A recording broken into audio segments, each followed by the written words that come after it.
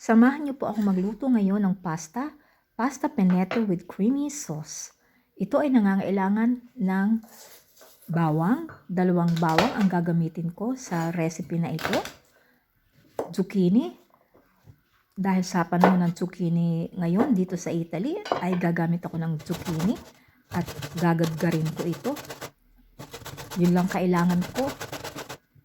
Ang aking gagadgarin, hindi ko gagadgarin ng lahat.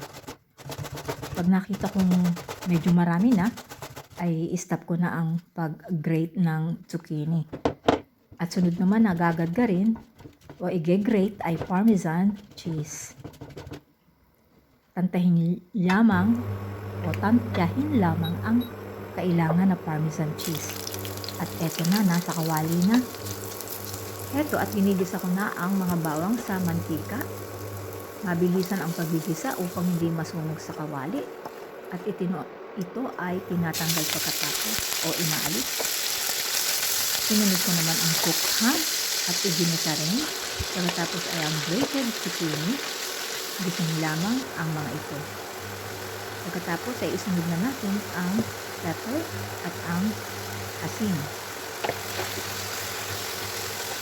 Halo-halo.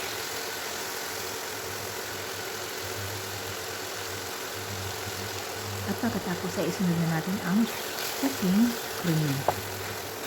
Haluin natin ng mabuti upang ma-incorporate na mabuti ang creamy cream sa lahat ng ingredients. After 5 minutes na pagluluto dito ay isunod na ang pasta pennette. Ihalo natin ang creamy sauce sa pasta ng tuluyang makoveran o mabihisan ang pasta ng creamy sauce at dagdagan ng pasta water, yung water na galing sa pinaglutuan ng pasta kung kinakailangan. At isunod naman ang grated parmesan cheese. O yan, paghalu-haluin na lang at ito ay ready na.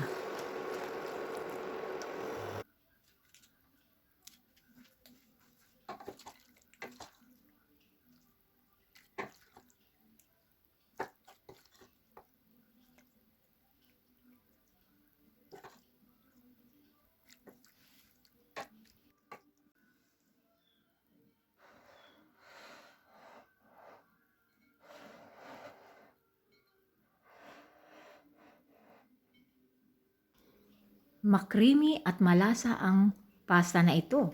Subukan nyo na mga kaibigan. Pasta pennette in creamy sauce. Salamat sa panonood.